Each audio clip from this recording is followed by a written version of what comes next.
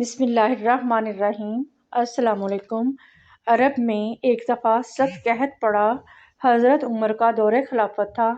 آپ نے عہد کر لیا کہ جب تک گھی، دودھ اور گوشت عام طور پر بازار میں نہ فروخت ہونے لگے اور غریب آدمی پیٹ بھر کر کھانے اور پینے نہ لگے، میں یہ چیزیں استعمال نہیں کروں گا۔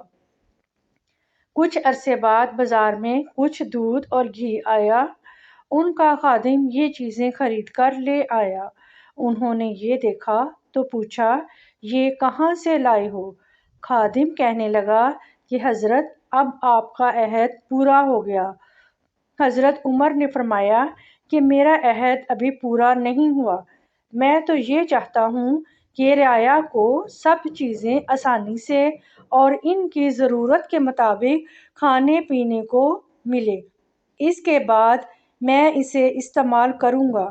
خواہ مخواہ مجھے پریشان نہ کرو۔ یہ چیزیں اٹھا کر لے جاؤ اور لوگوں میں تقسیم کر دو۔